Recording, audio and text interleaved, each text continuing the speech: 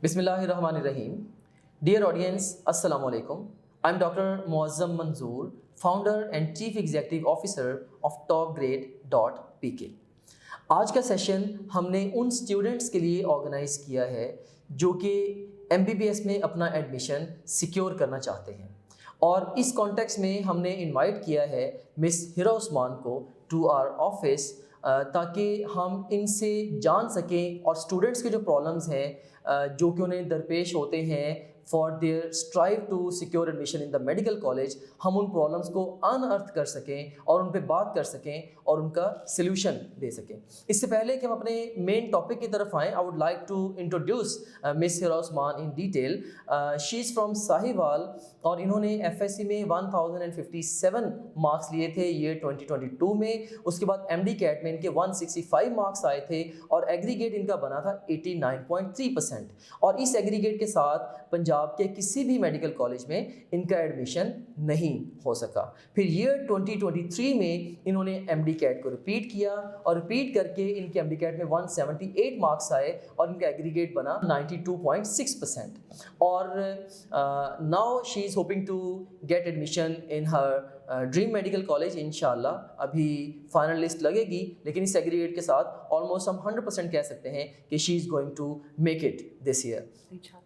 तो अब हम पूछते हैं मिस हिरा उस्मान से कि लास्ट ईयर में इन्होंने क्या ऐसा किया या क्या ऐसे प्रॉब्लम्स थे या कौन सी ऐसी वजूहात थी जिनकी बिना पे ये मेडिकल कॉलेज में अपना एडमिशन नहीं सिक्योर कर पाए। जी, तो मिस हिरा उस्मान। फर्स्ट जो मेजर प्रॉब्लम मुझे फेस करनी पड़ी थी कि मैंने जो अपनी MD कैट की प्रिपरेशन है वो स्टार्ट की थी FSC के एग्ज़ाम्स के बाद। लेकिन मुझे लगता है अगर मैं स्टार्ट करती उसको फर्स्ट ईयर में साथ साथ या फिर सेकेंड ईयर में तो शायद मुझे ज़्यादा टाइम मिल जाता और मैं अच्छा परफॉर्म करती फर्स्ट अटैम्प्ट में।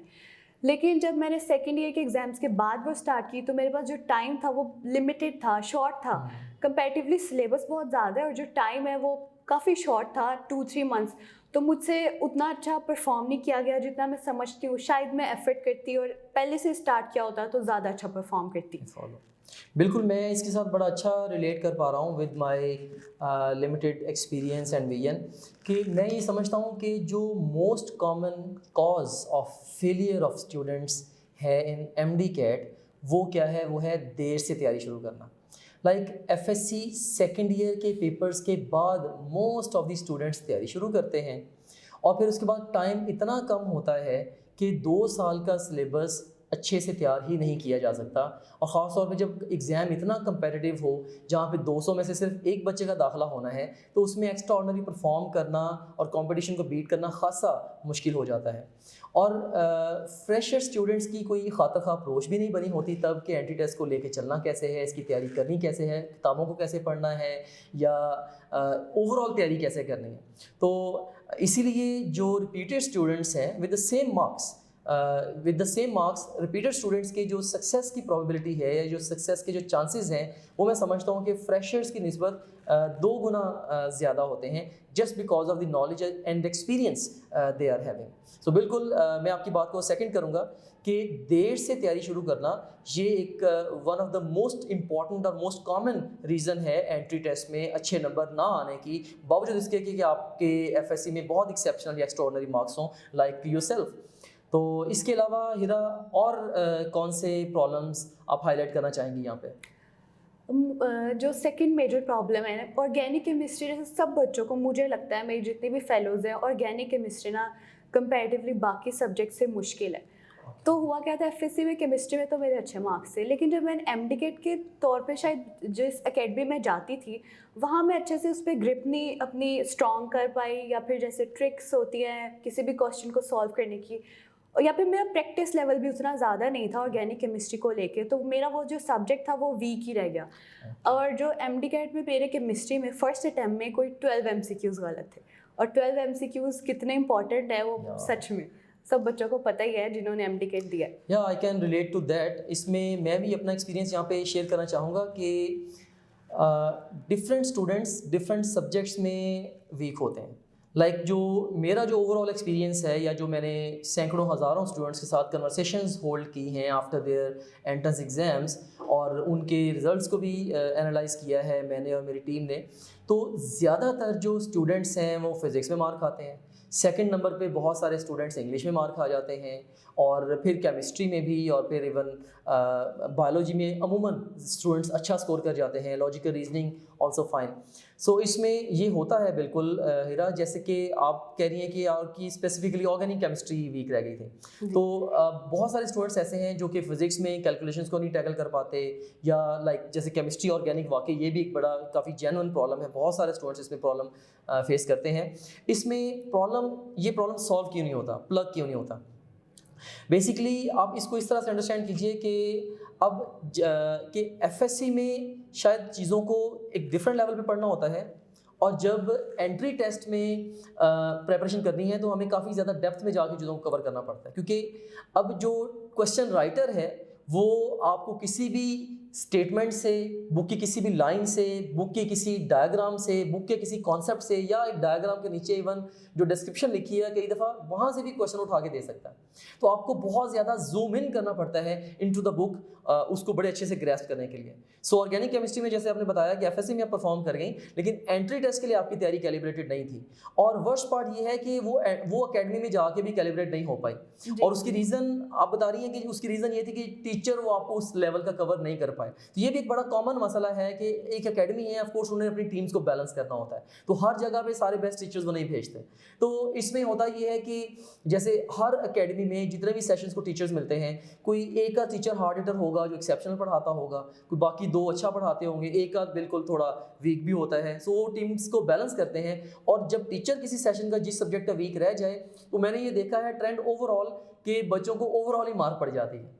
तो इस प्रॉब्लम को बहरहाल हमने टॉप ग्रेड में बड़े अच्छे से सॉल्व किया है। हमने इस तरीके से सॉल्व किया कि ऑफ कोर्स हमने उन टीचर्स से अपनी वीडियो रिकॉर्डिंग्स करवाई हैं जिनका ऑलरेडी फीडबैक बहुत ही अच्छा है, जिनके साथ टेस्टेड है कि स्टूडेंट्स को जब भी वो पढ़ाते हैं तो ऑलमोस्ट 100% स्टूडेंट्स उनके साथ सेटिस्फेक्शन का इजहार करते हैं। हमने उन टीचर्स को चूज़ किया, उन्हें ट्रेन किया, और उनके साथ उनके थ्रू हमने सारे के सारे लेक्चर्स को रिकॉर्ड किया। सो मैं ये समझता हूँ कि अगर आपने लास्ट ईयर में topgrade.pk को ज्वाइन किया होता, और ऑर्गेनिक केमिस्ट्री को आपने हमारे जो टीचर हैं मुदस्सर जमील साहब, आपने अगर उनसे पढ़ा होता, या शुजात शाह साहब हैं, तो मुझे लगता है कि आपकी ये वीकनेस प्लग हो जाती और आप काफ़ी बेहतर स्कोर कर जाती हैं, और लास्ट ईयर में ही आपका एडमिशन हो जाता। एनीवेज, हम मज़ीद प्रॉब्लम्स जानते हैं जी हिरा उस्मान से। जी हिरा, कोई नेक्स्ट प्रॉब्लम आप जो हाईलाइट करना चाहें? एक जो सबसे बड़ी प्रॉब्लम है ना, मुझे लगता है कि टाइम मैनेजमेंट और टाइम वेस्ट बहुत हुआ था एकेडमी में। अब मैं आपको ना अच्छे से एक्सप्लेन करती हूँ। एकेडमी की जो हमारी स्टार्ट की टाइम थी ना, वो सुबह 6 बजे थी, जो एकेडमी मैंने ज्वाइन की थी। अब सीन ये होता था कि मैं सुबह जब एकेडमी जाती थी तो मैं उठती थी 4 बजे, फिर थोड़ा तैयार होती थी, 5 बजे ना पक्का मैं एकेडमी पहुंच जाती थी, क्योंकि मतलब मुझे था कि मैंने अच्छे मार्क्स लेने हैं, तो मुझे भाई सबसे आगे बैठना है, तो उसके लिए मैंने फर्स्ट सीट रखनी होती थी। तो एकेडमी में बच्चे इतने ज़्यादा होते हैं कि आप अगर जल्दी जाओगे तो ही अच्छी जगह मिलेगी, वरना अगर एंड पे बैठोगे तो वाइट बोर्ड कुछ दिखेगा नहीं। तो इस तरह मेरे वो घंटे वेस्ट होते थे, मेरी नींद नहीं पूरी होती थी। अब मैं एकेडमी चली तो गई हूँ, लेकिन मैं फिर भी थकी हुई हूँ, और मैं अच्छे से शायद लेक्चर भी ना अटेंड कर पाऊँ, इसीलिए क्योंकि मैं थकी हुई हूँ। और ऐसे होता था कि लेक्चर्स कई बार जैसे टीचर लेट आए हैं तो हमारा टाइम वेस्ट हो गया, और ऐसे होता है कई बार टीचर एब्सेंट है तो उसकी जगह किसी और को भेज देते हैं, और वो टाइम तो वेस्ट हो गया ना, और टाइम बहुत शॉर्ट होता है, क्योंकि अगर वो वेस्ट होता जा रहा है तो फिर तैयारी पे बहुत असर पड़ता है, एनर्जी तो ज़ाया हो रही है ना, और दिन कम होते जा रहे हैं। और ऐसे होता था कि कभी कोई लाइट चली जाए तो भी हमारा टाइम वेस्ट हो जाता था, एक आधा लेक्चर कहीं नहीं गया। और आपको पता है कि MDCAT में एक एक आपका जो मिनट है वो भी कीमती है। और जो एक मेजर प्रॉब्लम ये था, अब अगर कोई 100-200 बच्चों की क्लास है, हर एक बच्चा क्वेश्चन पूछेगा, तो टीचर अगर जवाब दे रहा है तो मुझे अगर वो क्वेश्चन पहले से आता है या नहीं भी आता, या फिर वो एक इलॉजिकल क्वेश्चन है, तो टाइम तो मेरा भी वेस्ट हो रहा है ना, और बाकी सब बच्चों का भी हो रहा है। right. तो ये एक थी। और कुछ ऐसे अगर किसी एकेडमी में कैंटीन है जैसे हमारे, तो बच्चे आ रहे हैं जा रहे हैं, टीचर फिर डांट रहे हैं, तो उस लिहाज से भी मेरा काफ़ी टाइम वेस्ट हो जाता था। और मैं जब घर जाती थी तो मेरी एनर्जी तो सब खत्म हो चुकी होती थी, और लेकिन मेरे पास घर जाके सेल्फ स्टडी के लिए बहुत कम टाइम बचता था, जिसमें ना मैं अच्छे से पढ़ पाती थी, ना रेस्ट पूरा होता था, एनर्जी भी डाउन रहती थी। एक ये मुझे लगता है मेजर वजह। यार, यू आर सो स्मार्ट। आपने बड़ा फाइन ट्यून्ड वे में वर्कआउट किया हुआ है कि कहाँ से आपका टाइम वेस्ट होता रहा है। जस्ट मैं एक क्वेश्चन, साइड पे एक क्वेश्चन है वो मैं आपसे पूछना चाहूँगा कि ये जब आप फर्स्ट टाइम तैयारी कर रही थी, आपको तभी अंदाज़ा हो गया था कि ये सारा टाइम मेरा वेस्ट हो रहा है, या आपको जो रिपीट ईयर था उसमें आपको जाके समझ आई कि ये टाइम मेरा नहीं वेस्ट होना चाहिए था? फर्स्ट टाइम में ऐसा होता है ना कि फील हो रहा होता है कि नहीं Okay. मेरा कुछ लॉस हो रहा है, समथिंग इज लेकिन मिसिंग। पता तब चलता है जब वाकई भैया आपको पता है कि ये 165 पे मुझे किसी ने रखना नहीं है, मतलब मेरा Okay, कहीं yeah. एडमिशन नहीं हो, असल जो लॉस का पता तब चलता है। बिल्कुल बिल्कुल, मैं बड़ा अच्छा रिलेट कर पा रहा हूँ, क्योंकि जो टाइम मैनेजमेंट है ड्यूरिंग प्रेपरेशन और इवन ड्यूरिंग द एग्ज़ाम, ये one of the most important skills है to master and practice for exam success. और आपने बहुत राइटली पॉइंट किए हैं सारी चीज़ें कि एकेडमी जाने के चक्कर में सिर्फ जब आप ये डिसीजन बना लेते हो ना हिरा कि आपने एकेडमी जाना है और एकेडमी के थ्रू तैयारी करनी है, इसका मतलब ये है कि डेली बेसिस पे आप अपने 8 आवर्स सेल्फ स्टडी में से माइनस कर लें। जी। और आपकी जो सेल्फ स्टडी, चूँकि अगर आप एकेडमी जा रहे होते हो और आप वहाँ पे स्टडी कर रहे हो, लाइक अब देखेंगे आपकी 24 आवर्स रूटीन क्या बनती है। आपके 8 घंटे सोने में चले गए, 8 घंटे आपके चले गए एकेडमी के चक्कर में जाना आना, और एकेडमी में 6 घंटे, और वापस आके 4 घंटे खुद के लिए अपनी लाइफ को मैनेज करना है, और 4 घंटे सेल्फ स्टडी के लिए बचेंगे। सो बड़ा थोड़ा टाइम बचता है आपके पास एकेडमी के साथ ओवरऑल तैयारी करने के लिए। और उसमें एक तो ये बड़ा मेन प्रॉब्लम है, और इसके मैं ये समझता हूँ कि इस प्रॉब्लम को हमने बड़ा इफ़ेक्टिवली सॉल्व किया है topgrade.pk में, कि हमने एकेडमी वाला मुद्दा सिरे से गायब कर दिया। मीन्स कि हम ये समझते हैं कि हर बच्चे को मैक्सिमम टाइम अपनी सेल्फ स्टडी पे देना चाहिए, और एकेडमी में जो कुछ आपको मिलता है वो सब कुछ, और उसके अलावा बहुत कुछ हम आपको अपनी टॉपग्रेड ऐप के अंदर देते हैं। आप घर बैठ के वो सब कुछ भी कवर करें जो आप एकेडमी जाके करते हैं, और बहुत कुछ ऐसा भी आप कवर कर सकते हैं जो कि एकेडमी जाके भी आपका कवर नहीं होता। सो मैं ये समझता हूँ कि बच्चों को अब टाइम आ गया है कि मॉडर्न एरा है, बच्चों को अपना माइंडसेट चेंज करना चाहिए, और बच्चों को ये चीज़ अंडरस्टैंड कर लेनी चाहिए कि एकेडमी जाना is equal to plenty of time wastage, और वही टाइम सारा बचा के अगर वो अपनी सेल्फ स्टडी के अंदर इन्वेस्ट करते हैं, उनका फोकस बेहतर हो जाएगा, वो अपनी वीकनेसेस को ज़्यादा अच्छे से ओवरकम कर पाएंगे, और वो ज़्यादा अच्छे से चीज़ों को प्लान कर पाएंगे, अपने टाइम को बेस्ट यूटिलाइज कर पाएंगे, और उनके सक्सेस के चांसेस मैक्सिमाइज हो जाएंगे। सो आई स्ट्रांगली एडवाइज स्टूडेंट्स कि वो फिजिकल एकेडमी को एंट्री टेस्ट की तैयारी के लिए तो एटलीस्ट बिल्कुल भी ज्वाइन ना करें। घर बैठे जब टॉप ग्रेड आपको फिजिकल एकेडमी की निस्बत 10 गुना बेहतर तैयारी करा सकता है, तो मेरे ख्याल में आपको इसका फ़ायदा लेना चाहिए। जी तो नाजरीन, अब हम हिरा उस्मान से डिस्कस करते हैं कि डेली एकेडमी में जो 5 से 6 घंटे ये स्पेंड करती थी, उससे इनको कितना फ़ायदा होता था, उसके हवाले से फीडबैक लेते हैं। और सबसे पहले हम बात करते हैं एकेडमी में लेक्चर्स के हवाले से। जी तो हिरा, आप बता सकती हैं कि एकेडमी में चूँकि मोस्ट ऑफ द टाइम आपका लेक्चर्स लेने में गुजरता था, तो लेक्चर्स को लेके आपका क्या फीडबैक है, क्या प्रोज एंड कॉन्स से आप इस पर ज़रा रोशनी डालेंगी? लेक्चर्स का ये था कि मैं आपको जैसे बताया जब जल्दी जाती थी ताकि अच्छे से लेक्चर नोट कर सकूं, तो मेरा जो मेन फोकस होता था, मैं बहुत सारे कलर पॉइंटर्स और ये मतलब फुल मेहनत ना, मुझे तब पता नहीं था क्योंकि मैं फर्स्ट टाइम में मुझे नहीं पता था इसका मुझे आगे क्या फ़ायदा होगा या नुकसान होगा। मैं अपनी तरफ से तो फुल एफर्ट अपना बेस्ट दे रही थी, कलरफुल बहुत नोट्स बनाने फुल मेहनत से। अब तब होता ये था कि नोट्स बनाते बनाते मुझे मतलब मैं लेक्चर पे इतना कंसंट्रेट नहीं करती थी, और मैं बस ये होता था कि मैं अच्छा नोट कर लूँ, मेरे नोट्स बहुत प्यारे हों, लेकिन उसका मुझे आगे जाके कुछ फ़ायदा भी हुआ, लेकिन नुकसान ये हुआ कि मैं टीचर के कॉन्सेप्ट्स जो थे वो दे रहे थे वो अच्छे से समझ नहीं सकती थी, क्योंकि जो मेरा ज़्यादा काम होता था वो नोट्स की तरफ होता था, नोट्स बनाने पे मैं ज़्यादा एफर्ट करती थी।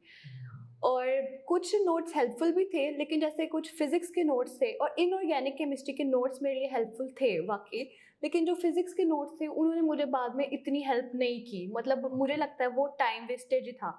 और बायोलॉजी के जो नोट्स थे उन्होंने तो मुझे, मैं कहती हूँ ऑनेस्टली, बिल्कुल हेल्प नहीं की, क्योंकि मेनली जो होता है वो बुक की लाइन्स प्रेफर करनी चाहिए, क्योंकि यूएचएस में भी बाज़ दफ़ा ऐसा होता है कि एग्जैक्ट लाइन ही आई होती है पेपर में, तो मुझे नोट्स ने इतना हेल्प नहीं किया, और ऑनेस्टली मुझे लगता है काफ़ी हद तक वो टाइम का वेस्ट था। ओके, तो क्या तमाम टीचर्स की टीचिंग क्वालिटी से आप फुली सेटिस्फाइड थी? ये मैं 100% तो नहीं कह सकती कि कुछ टीचर्स अच्छा भी पढ़ाते हैं थे जिस एकेडमी में या फिर जो भी फिजिकल एकेडमीज होती हैं, लेकिन कुछ टीचर्स ऐसे होते हैं, जैसे मैंने आपको पहले भी बताया कि मुझे ऑर्गेनिक केमिस्ट्री में मतलब इतना अच्छा नहीं था मेरी तैयारी, और इंग्लिश में भी ना मुझे इतना अच्छा मतलब जैसे गाइडेंस मिल सकती थी नहीं मिली। इस वजह से मेरे उनमें मार्क्स कट हुए। लेकिन जो मुझे टीचर बहुत अच्छे मिल गए लकीली किसी सब्जेक्ट के, तो वो मेरा बहुत अच्छा भी गया सब्जेक्ट। बस यही बात। ओके, तो यहाँ पे मैं अपना एक्सपीरियंस भी शेयर करना चाहूँगा। One of the most important reasons जो मैं समझता हूँ, जो कि मुझे ऑफ कोर्स स्टूडेंट से ही पता चली है, स्टूडेंट्स के इंटरव्यूज़ करके, वो ये है कि बहुत सारे बहुत एबल स्टूडेंट्स लाइक योरसेल्फ इरा, उनका एग्ज़ाम में या एंट्री टेस्ट में फेलियर की एक बहुत बड़ी वजह क्या होती है कि वो बहुत ज़्यादा स्कैटर्ड वे में प्रिपरेशन करते हैं। स्कैटर्ड से मेरी मुराद क्या है कि वो लाइक रिसोर्सेज को लाइक कह लें बहुत ज़्यादा ओवरवेलमिंग वे में यूज़ करते हैं। जैसे आपने अभी मेंशन किया कि अब देखें कि आपके एक तो क्लासरूम में टीचर लेक्चर लेता था, आपकी टेक्स्ट बुक भी थी, फिर आप क्लासरूम में नोट्स भी नोट करती थी, मे बी आपने किसी और फ्रेंड से भी लिए हों, और ऑनलाइन भी बहुत सारी चीज़ें चल रही होती हैं। सो इसमें मैं ये समझता हूँ कि इतनी ज़्यादा स्कैटरिंग से बच्चा ट्रूली राइट प्रायोरिटीज़ पे काम ही नहीं कर पाता। सो जब आप राइट प्रायोरिटीज़ पे काम नहीं कर पाते, तो या जब आप 100% लेज़र बीम की तरह आपका focus all the time during your whole preparatory session exam के ऊपर नहीं होता, तो आप डेफिनेटली लैग करते हो। और ये प्रॉब्लम बड़ा जेन्युइन प्रॉब्लम है कि अब आप क्लासरूम में जो टीचर आपको लेक्चर दे रहा है, वो लेक्चर आपने नोट भी करना है और टीचर से समझना भी है। तो नोट करने के चक्कर में बड़ी दफ़ा आप उस तरह से कंप्रीहेंशन पे फोकस नहीं करते। आप समझते हैं कि मैं घर जाके उसको रिवाइज कर लूँगा, लेकिन घर जाके जब रिवाइज करने की भी कोशिश करते हैं तब उसकी समझ नहीं आ रही होती, फिर फ्रस्ट्रेशन भी होती है। तो इस प्रॉब्लम को अल्हम्दुलिल्लाह टॉप ग्रेड ने बड़ा क्लेवरली सॉल्व किया है। हमने क्या किया है कि हमने वो पावर पॉइंट की स्लाइड्स जिन पे एक्चुअली टीचर लेक्चर्स डिलीवर करता है, हमने वो सारी की सारी स्लाइड्स अपने फास्ट रिवीजन नोट्स में दे दी हैं। तो आपको लेक्चर नोट करने की सिरे से ज़रूरत ही नहीं है, बस आप नेक्स्ट प्रेस करते जाएं और स्लाइड्स को रिवाइज करते जाएं। और फ़र्ज़ करें कि किसी पर्टिकुलर स्लाइड को लेके अगर आपको कोई कन्फ्यूजन है कि यार यहाँ पे पता नहीं टीचर ने क्या बताया था, या मे बी आप स्लाइड को पढ़ते हो आपको समझ नहीं आ रही कि क्या इसके अंदर समझाने की कोशिश की गई है, राइट देन एंड देयर आप स्लाइड को वीडियो प्ले कर सकते हो। तो इस तरह से टॉप ग्रेड ने इस मेन प्रॉब्लम को सॉल्व किया। बाकी लेक्चर्स में ऑफ कोर्स सेटिस्फेक्शन का भी आपने प्रॉब्लम हाईलाइट किया, जैसे कि सारे टीचर्स के साथ आपके सेटिस्फेक्शन लेवल सेम नहीं था, कुछ अच्छे भी थे, कुछ एवरेज टीचर भी थे।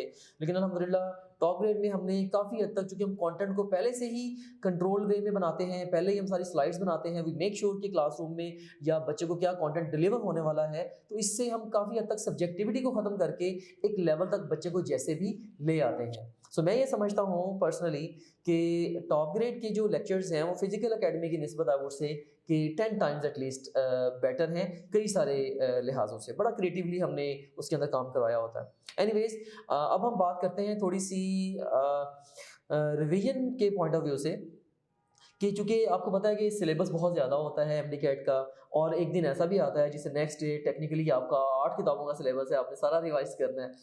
तो क्या आपने कोई फास्ट रिवीजन स्ट्रेटजी डिवाइस की थी, या एकेडमी ने आपको कोई दिया था सॉल्यूशन कि इस तरीके से आप अपने सिलेबस को क्विकली रिवाइज करें, या कोई मटेरियल दिया था? इसके हवाले से आप क्या कहना चाहेंगे? फर्स्ट अटैम्प्ट में तो मेरे साथ ये हुआ था कि जैसे एकेडमी ने हमें अपनी प्रिपरेशन बुक्स दी हुई हैं, उनमें भी इतना ज़्यादा मटेरियल है, फिर जो सर ने नोट्स लिखवाए हैं, फिर जो टेक्स्ट। और मेरे साथ फर्स्ट टाइम क्या हुआ, मैंने टेक्स्ट बुक पे इतना फोकस नहीं किया, मतलब जो मेरा फोकस था वो स्कैटर्ड था हर जगह। और कभी कभार ऐसा होता था जैसे किसी चीज़ की वैल्यू बुक में कुछ है, सर ने कुछ लिखवाया, तो इंसान कंफ्यूज हो जाता है।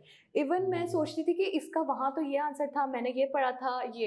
इस वजह से नोट्स जो थे ना इतने ज़्यादा जब हो जाते हैं तो वो बहुत ज़्यादा कंफ्यूजिंग हो गया था मेरे लिए फर्स्ट अटैम्प्ट में।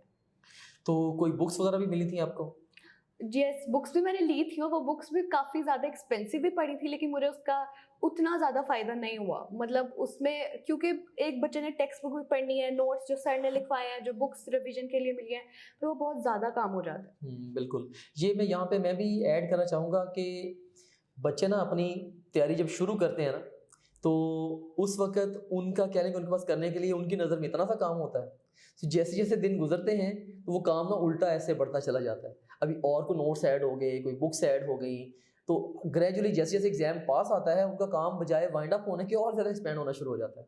आइडियली ये होना चाहिए कि डे 1 ऑफ योर प्रिपरेशन से ही आप ये सोचें इतना सारा सिलेबस है और एंड पे जस्ट एक दिन में सारे सिलेबस का टेस्ट है, आप डे 1 से ही उसको वाइंड अप करने की कोशिश करें। और सोर्सेज आप ये बिल्कुल भी माइंड से निकाल दें कि आप जितने ज़्यादा रिसोर्सेज यूज़ कर लेंगे इस अकेडमी के भी, उस अकेडमी के भी, ऑनलाइन भी, उससे आपकी तैयारी हो जाएगी। बस आपका एक बेसिक सा काम है, देखिए आपका जो सोल पर्पस है पूरी की पूरी तैयारी का वो क्या है, आपने इम्तिहान में अच्छे नंबर लेने हैं और जस्ट आप एग्जाम पे अपना लेजर बीम फोकस रखें और इम्तिहान की रिक्वायरमेंट को अच्छे से अंडरस्टैंड करें और उसको अंडरस्टैंड करते हुए आप अपनी सारी की सारी प्रिपरेशन उसकी डायरेक्शन में लेके जाएं। मैं बच्चों को बड़ा एक इंपॉर्टेंट और गोल्डन प्रिंसिपल बताया करता हूँ और वो ये है कि ओवरऑल एग्जाम के पॉइंट ऑफ व्यू से हर वो चीज़ अहम है जो आपकी किताब के अंदर है और हर वो चीज़ भी अहम है जो आपकी किताब को समझने में आपकी मदद देती है।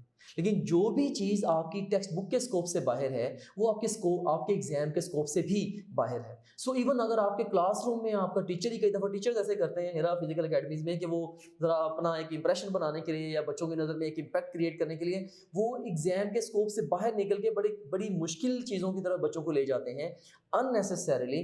तो उससे भी बच्चे जो हैं वो डिविएट हो जाते हैं, वो एग्जाम ओरिएंटेड प्रिपरेशन नहीं करते। सो आपने अपना लेजर बीम फोकस अपने एग्जाम पे रखना है और अपनी टेक्स्ट बुक की मदद से ही सिर्फ तैयारी करनी है और ऐसा जो भी कंटेंट हो वो कहीं से भी आपको मिल रहा हो जो आपको आपके एग्जाम और आपकी टेक्स्ट बुक से दूर कर रहा हो उस कंटेंट को फॉर गॉड सेक अपने आप से दूर कर दें, यही आपके हक में बेहतर है।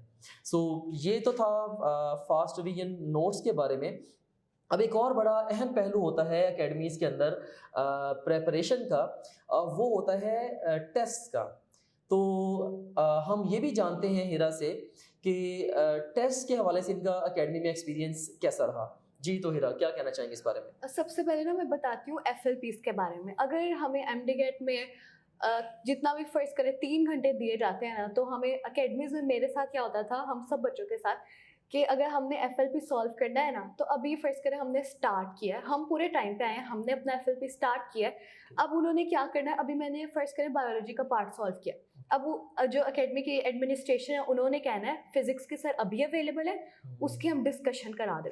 अब उससे क्या होगा, मैंने जो क्वेश्चन अभी सॉल्व भी नहीं किए, मैं उसकी डिस्कशन पहले क्यों लूँ, मतलब उससे मुझे क्या फ़ायदा होगा, मतलब वो डिस्कशन पहले हो जाएगी और क्वेश्चन सॉल्व मैं बाद में करूँगी। इस तरह तो FLP को मैं अपने आप को एनालाइज ही नहीं कर पाऊंगी कि मेरी तैयारी किस हद तक है, कमी है, या मुझे फिजिक्स के वो क्वेश्चंस आते हैं या नहीं आते। कई बार इस तरह होता है टाइम कम दे देते हैं और कई दफ़ा इस तरह होता है डिस्कशन भी प्रॉपर नहीं होती। किसी भी जो MCQs हैं, जो अगर स्टार्ट वाले MCQs हैं उनकी डिस्कशन अच्छे से तरह हो गई, जो एंड वाले हैं उनकी डिस्कशन मतलब सर ने ऐसे चुटकी बजा के बस जल्दी जल्दी करा देते हैं, तो फिर वो समझ भी नहीं आती उन क्वेश्चन। सही। अच्छा तो मुझे ये बताइए कि जो आपके क्लासरूम के जो टेस्ट होते, क्या टेस्ट डेली बेसिस पे होते थे? टेस्ट का जो मुझे लगता है जो पॉइंट नहीं होना चाहिए वो ये था कि एक दिन में अगर हमारे टेस्ट हो रहे ना तो वो 2-2 सब्जेक्ट्स के हो रहे। अब 2-2 सब्जेक्ट्स के भी एक सब्जेक्ट के 2-3 चैप्टर, दूसरे के भी 2-3 चैप्टर। अब उससे क्या होता है, मतलब घर जाके मुझे कितने घंटे मिले थे पढ़ने के लिए, 4-5, इतनी एनर्जी हो सकती है, या फिर बंदा थका होता है, प्रैक्टिस में कितनी कर सकती हूँ इतने घंटों में। जब मुझे 2 सब्जेक्ट के, उसके भी 2 चैप्टर, उसके भी 2 चैप्टर, तो वो टेस्ट पहली बात मेरा अच्छा प्रिपेयर ही नहीं हो सकता। अगर अच्छा प्रिपेयर हो भी गया है तो उसका जब टेस्ट होगा, जब डिस्कशन प्रॉपर नहीं होगी तो मैं हर MCQ को अच्छे से समझ नहीं सकूंगी। ये मुझे डिफ़िकल्टी पहली दफ़ा में फेस करनी पड़ी। सही। और मुझे ये भी बताएं कि जो टेस्ट आपके होते थे क्या वो टॉपिक वाइज होते थे या यूनिट वाइज होते थे? मैंने अभी आपको बताया ना कि एक दिन में 2-2 सब्जेक्ट्स के टेस्ट, उनके चैप्टर्स भी 2-2। टॉपिक वाइज का तो सीन ही नहीं है, मतलब चैप्टर ज़्यादा है तो वो बर्डन एक बिल्ड हो जाता है। और एक टॉपिक पे तो मैं पहली दफ़ा में तो फोकस नहीं कर पाई थी, सेकंड अटेम्प्ट में मैंने किया था अलग से हर टॉपिक को, लेकिन फर्स्ट अटेम्प्ट में मैंने हर टॉपिक पे नहीं फोकस किया।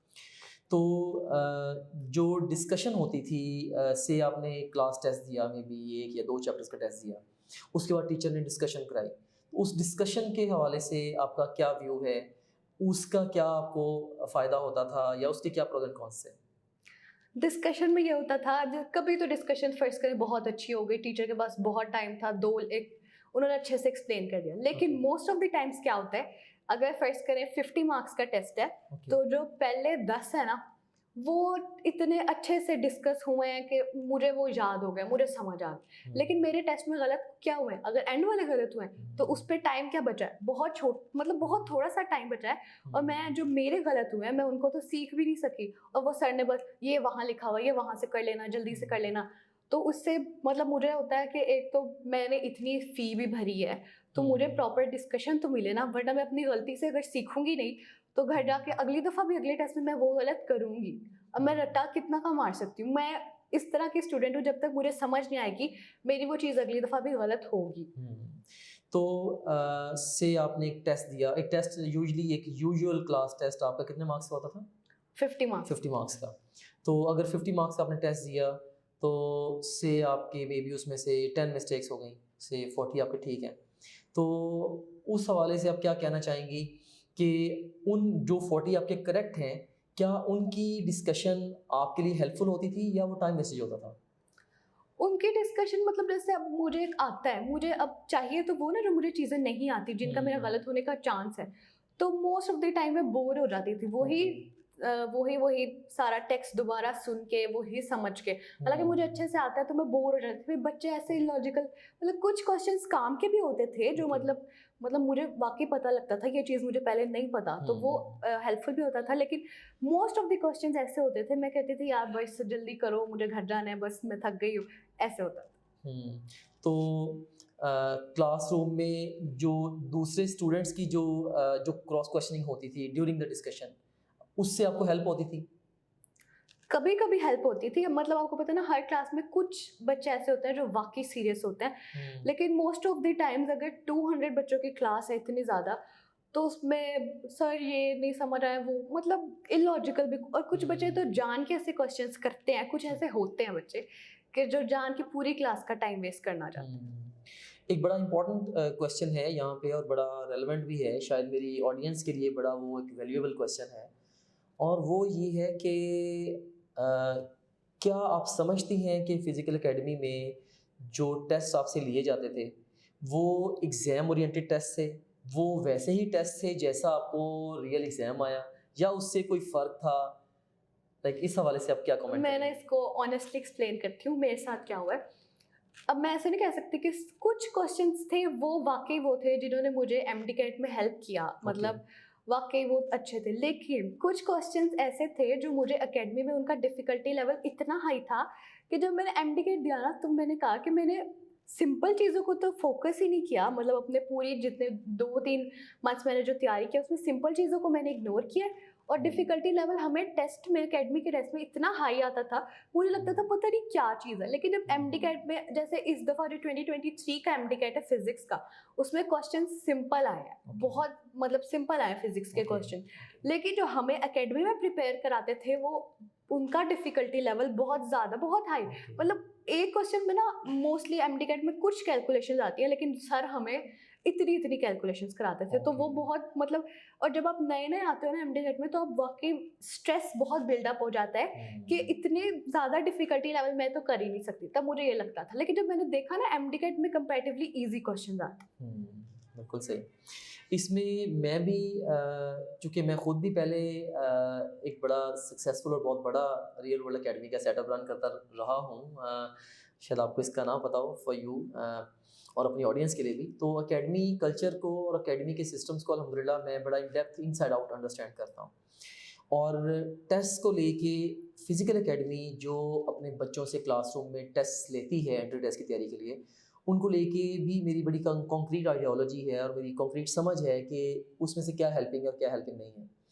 और मुझे जब मैं as a researcher, as an analyst, जब मैं एकेडमी के टेस्टिंग सिस्टम को देखता हूँ, तो मुझे उसमें काउंटलेस फ्लॉज नज़र आते हैं। जैसे उसमें सबसे पहला फ्लॉ जिसको शायद हिरा ने भी किसी हद तक मेंशन किया, वो मैं समझता हूँ कि ये है कि एकेडमी आपसे चैप्टर वाइज टेस्ट लेती है, और वो भी 2-2 सब्जेक्ट्स को कई दफ़ा मिला के टेस्ट लेती है, जबकि एक टॉपिक की परफेक्ट तैयारी के लिए आपको सिर्फ आइडियली स्पीकिंग उस टॉपिक का सिर्फ टेस्ट होना चाहिए। मैं ये समझता हूँ कि देखें, आप अगर तैयारी चैप्टर बाय चैप्टर करेंगे तो there is a good chance एक चैप्टर में से अगर 15 टॉपिक्स हैं, आपने 12 टॉपिक्स में भी अच्छे प्रिपेयर कर लिए, 3 आपके इग्नोर हो गए, आपको पता भी नहीं चलेगा कि उन टॉपिक्स में से हो सकता है कि वो टेस्ट में क्वेश्चंस भी इंक्लूड ना करें। सो टॉपिक्स इग्नोर होने के चांसेस काफ़ी ज़्यादा हैं।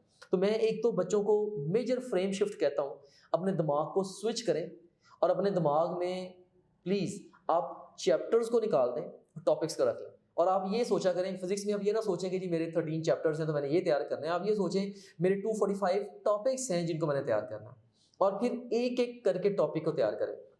और फिर एक टॉपिक के बारे में यहाँ पे मैं ऐड भी करता चलूँ कि एक टॉपिक कब तैयार हो जाता है अच्छे से, या कब हम लेबल कर सकते हैं कि एक टॉपिक जी बड़ा परफेक्टली तैयार हो गया है। मैं समझता हूँ जब बच्चा किसी अच्छे उस्ताद से, अच्छे टीचर से कॉन्सेप्चुअली उस टॉपिक का लेक्चर ले लेता है, फिर उस टॉपिक की फास्ट रिवीजन का कोई मेथड क्रैक कर लेता है, फिर उस टॉपिक में से ऑल पास क्वेश्चंस और इवन ऑल पॉसिबल क्वेश्चंस को अटेम्प्ट करके अपनी गलतियों से सीख लेता है, और साथ ही साथ टेक्स्ट बुक में जो गिवन कंटेंट है उसको ग्रिप कर लेता है अच्छे से। तो ये 4 चीज़ें हैं जो मैं समझता हूँ कि अगर ये चारों चीज़ें किसी भी टॉपिक के बारे में आप कंप्लीट कर लेते हैं तो समझ लो कि वो टॉपिक आपका बस फॉर एवर एंट्री टेस्ट के लिए तैयार है। तो इसमें एकेडमी का जो टेस्टिंग सिस्टम है वो चूंकि टेस्ट लेता ही चैप्टर वाइज है, और वो भी जैसे हिरा ने मेंशन किया, again I would like to mention कि वो कई दफ़ा 2-2, 3-3 सब्जेक्ट्स के मिला के भी टेस्ट लेते हैं। तो इस वजह से आप फाइन ट्यून्ड प्रेपरेशन कर ही नहीं पाते। सो ये एक तो बहुत बड़ा मसला ये है। दूसरा जो मसला मुझे एकेडमी के टेस्टिंग सिस्टम में नज़र आता है वो ये है कि डिस्कशन, आज टेस्ट हुआ तो डिस्कशन डिले होती है। अच्छा, आपकी डिस्कशन हिरा सेम डे हो जाती थी या डिलेड होती थी? जैसे मैं बताऊं, लॉजिकल रीजनिंग की डिस्कशन डिले होकर एंड पे होती नहीं थी। Oh my goodness. मतलब मुझे होता था, अब इस दफ़ा भी मेरा एक लॉजिकल में गलत हुआ है। होते हैं बच्चों के, वो 5 नंबर भी बहुत कीमती होते हैं, मेरिट कहाँ से कहाँ चला जाता है। लॉजिकल रीजनिंग को तो ऐसे इग्नोर करते हैं, उसकी डिस्कशन होती नहीं है। बाकी सब्जेक्ट्स की डिस्कशन कुछ टाइम पे हो जाती थी, लेकिन मोस्टली टाइम पे से क्या मुराद है? रूटीन क्या थी? Same day, next same day तो कभी भी नहीं होती, अगले ही दिन Oh, होती थी। फिर ये होता था कभी भूल जाता था। फिर ऐसे भी होता है कि अगले दिन अगर मेरी डिस्कशन हो रही है ना, तो उसके बाद मेरा टेस्ट है, तो मैं डिस्कशन, मतलब मेरी ये मिस्टेक है, मुझे नहीं करना चाहिए था, लेकिन और भी बहुत मेरे फेलोज ऐसे करते हैं कि डिस्कशन को नहीं मतलब इम्पोर्टेंस दी, और इम्पोर्टेंस किसको दी? अपने नेक्स्ट टेस्ट को। तो फिर वो जो पार्ट है वो मेरा वीक ही रह जाता है। Very right, does make lot of sense to me. बिल्कुल, मैं दोबारा अपनी डिस्कशन की तरफ वापस आता हूँ। एक तो एकेडमी ने टेस्ट लेने हैं आपसे चैप्टर वाइज, और मैं आपको एडवाइस करता हूँ टॉपिक वाइज। दूसरे नंबर पे एकेडमी में जैसे अभी हिरा ने बताया कि जो टेस्ट की डिस्कशन है ये बड़ी सिग्निफिकेंटली डिले होती है, राइट। से आज अगर टेस्ट दिया है आपने और नेक्स्ट डे या 3 दिन या 4 दिन के बाद जाकर अगर उस टेस्ट की डिस्कशन हो रही है, जब तक आपने एक चैप्टर और पढ़ लिया होगा, नेक्स्ट टेस्ट आपके सर पे आ गया होगा, तो मे बी उस चैप्टर और उस टेस्ट का स्कोप ही आपके दिमाग से निकल चुका है। तो मैं ये समझता हूँ कि डिस्कशंस का डिले होना, ऑफ कोर्स उस टेस्ट से जो आपने बेनिफिट लेना था, अगर टेस्ट के फौरी बाद डिस्कशन नहीं होती, मैं ये समझता हूँ कि उसका जो बेनिफिट है जो स्टूडेंट के पार्ट पे आना था, एटलीस्ट 50% वो इसी से सिर्फ कॉम्प्रोमाइज़ हो गए। और इसके अलावा डिस्कशन में एक और बहुत बड़ा मसला ये भी होता है कि आपके से 40 क्वेश्चंस अगर ठीक हैं और सिर्फ 10 आपकी मिस्टेक्स हैं, तो सिर्फ आपको उन क्वेश्चंस का जो कि आपके गलत हुए हैं, आइडियली आपको सिर्फ उनकी डिस्कशन मिलनी चाहिए। या चले कह सकते हैं कि जिन क्वेश्चंस में आपको कन्फ्यूजन थी, मे बी आपने तुक्का लगा के ठीक भी कर लिए, कन्फ्यूजन थी, उनकी डिस्कशन मिलनी चाहिए। लेकिन सारे क्वेश्चंस की डिस्कशन मैं ये समझता हूँ कि वो आपके लिए फ्यूटाइल है। सो ये भी डेफिनेटली डिस्कशंस का जो प्रॉब्लम है ये भी एक बड़ा मैं समझता हूँ कि मेन प्रॉब्लम था।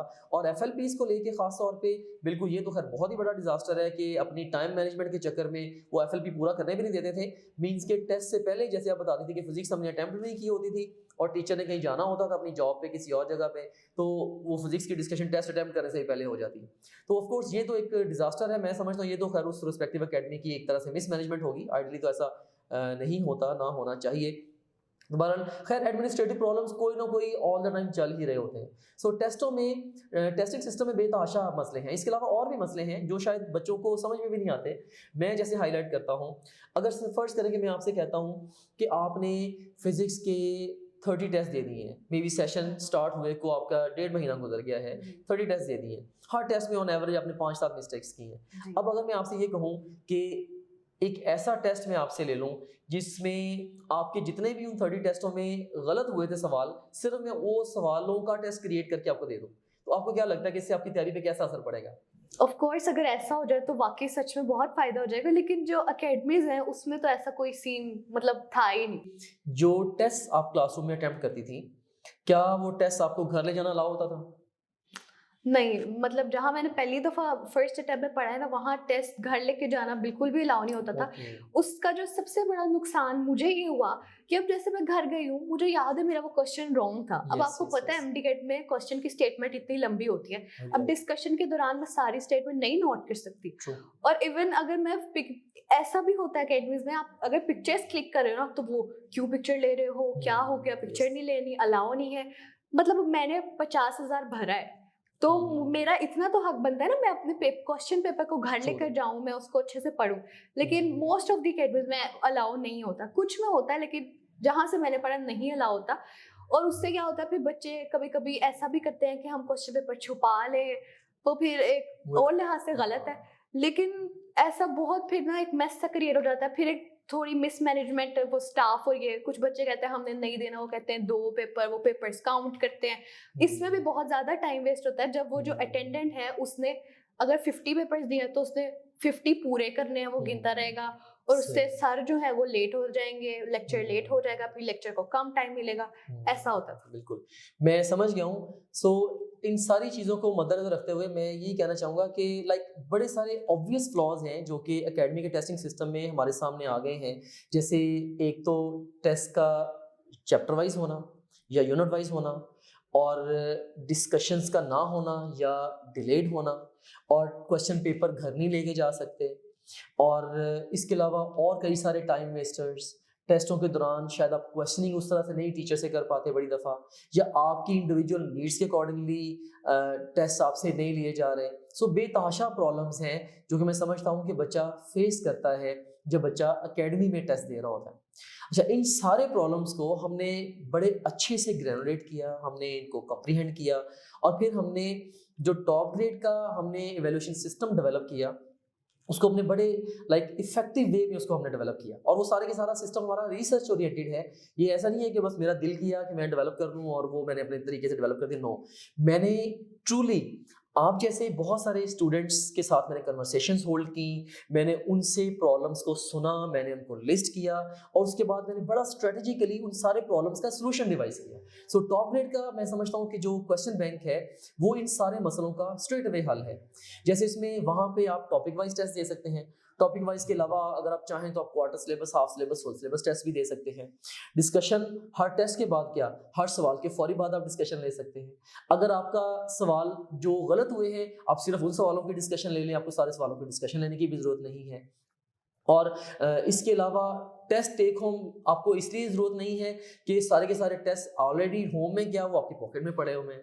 लाइक से अगर 28,000 क्वेश्चन का पूल मैंने आपको दिया है, आपने जितने भी पास्ट में टेस्ट दे दिए हैं, जितने इवन आपने फ्यूचर में टेस्ट क्रिएट करने हैं, सारे का सारा पूल ऑल द टाइम आपके पॉकेट में है। अब जब मर्जी जहां मर्जी चाहें, जितने मर्जी आप टेस्ट दे लें। सो अनलिमिटेड नंबर ऑफ टेस्ट आप दे सकते हैं, और वो भी अपनी नीड के मुताबिक। और फिर जो बच्चों की इंडिविजुअल नीड्स होती हैं, कुछ बच्चे कहते हैं जी मेरे जो गलत सवाल हुए हैं मैंने उनका टेस्ट देना है, जैसे आप कह रही थी घर जाके मैंने फिजिक्स के क्वेश्चंस को देखना होता था, तो उसका टेस्ट दे लें। या कुछ बच्चे कहते हैं जी मैंने टेस्ट अटेम्प्ट करते हुए मैंने निशानी लगाई होती है कि मेरे फलां क्वेश्चंस मुझे कंफ्यूज कर रहे हैं, मैंने उनका टेस्ट देना है या उनको मैंने इन डेप्थ देखना है। सो डिफरेंट डिफरेंट वे से ऑफ कोर्स बच्चे टेस्ट देना चाहते हैं। और टॉप ग्रेड में जिस तरह आप सोचेंगे, ये बहुत बड़ा क्लेम है, लेकिन फिर भी मैं ये कर रहा हूँ क्योंकि अल्हम्दुलिल्लाह मुझे अपने सिस्टम पे कॉन्फिडेंस है, और उससे भी ज़्यादा कॉन्फिडेंस मुझे उन हज़ारों स्टूडेंट्स के फीडबैक पे है जिन्होंने हमें दिया है, जिन्होंने हमारे क्वेश्चन बैंक को यूज़ किया है, कि जिस तरह आप सोचेंगे ये उस तरह से सिस्टम आपसे टेस्ट भी ले लेगा, और इंशाल्लाह आपकी सोच से कहीं बढ़ के तैयारी करवा देगा। टॉप ग्रेड का एक बड़ा स्ट्रॉन्ग बिलीफ है टेस्टों को लेके।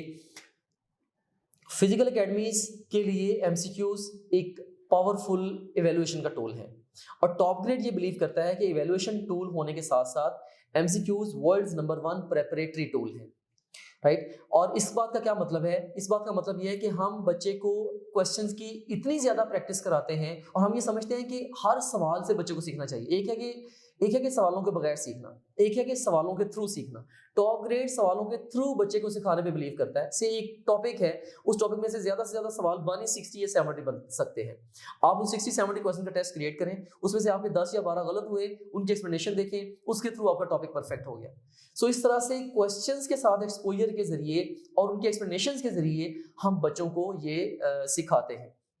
और इसी तरह से बात आपने की एफएलपीज की, तो एफएलपीज हमने प्लेंटी ऑफ एफएलपीज अपने सिस्टम में दिए हुए हैं। अब जब चाहें सेशन के शुरू में, मिड में, इवन एंड पे जाके अब जब चाहें आप एफएलपीज दे सकते हैं। और एकेडमी में एक और प्रॉब्लम मुझे पता है होता है कि दे हैव गॉट नो वे कि वो हर एफएलपी के बाद आपको बता सकें कि जी आपका खास तौर पे आपका ये सब्जेक्ट वीक जा रहा है, ये चैप्टर वीक जा रहे हैं, ये टॉपिक वीक जा रहा है। इधर मैं एक चीज ऐड करूंगी। जी जी एफएलपीज में क्या होता था, मैंने जो खुद ऑब्जर्व किया, मैं तो चलो मेहनत से मतलब पूरा एफएलपी सॉल्व करती थी फिर घर जाती थी, बच्चे एफएलपी को सॉल्व ही नहीं करते थे। ओके मतलब मोस्ट ऑफ द स्टूडेंट्स क्या करते थे, मतलब अपना टाइम वेस्ट कर रहे हैं और वो एफएलपी सॉल्व ही नहीं कर। और एकेडमीज में क्या होता है, कोई आपको पूछता नहीं है, आप पढ़ना चाहते हो पढ़ो, नहीं पढ़ते। और वो इवेल्युएट क्या और प्रॉपर मार्क्स, इवन मुझे भी नहीं पता लगता था कि मेरे इस एफएलपी में कितने मार्क्स आए हैं या फिर मैं उसको इम्प्रूव करूँ अगली दफ़ा, क्योंकि प्रॉपर अब फिजिक्स का जैसे मैंने बताया, पहले मुझे डिस्कशन मिल गई है, बाद में मैंने सॉल्व करना है, तो आंसर्स तो मुझे पता होंगे, मेरी तरफ से तो मेरे 50/50 आएंगे, लेकिन असल में ऐसा नहीं होता। हाँ बिल्कुल ऐसे ही है। Definitely I can well relate to that जो आप कह रही हैं।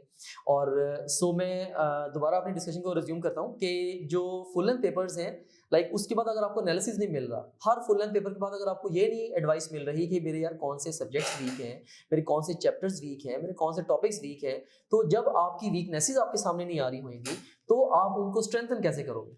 सो ये भी एक बहुत बड़ा प्रॉब्लम है। और टॉप ग्रेड का सिस्टम क्या करता है, हमारा जो फुल लेंथ पेपर्स का या फुल लेंथ एफएलपीज का जो मॉड्यूल है, वो हर टेस्ट के बाद आपको इन डेप्थ एनालिसिस देता है, जिसके जरिए आपकी स्ट्रेंथ्स और वीकनेसेस वो आपके सामने लेके आता है। सो जब आप अपनी वीकनेसेस पे काम करते हैं, ऑफ कोर्स उनको एड्रेस करते हैं, आपकी सक्सेस के चांसेस वो सिग्निफिकेंटली इंक्रीज हो जाते हैं।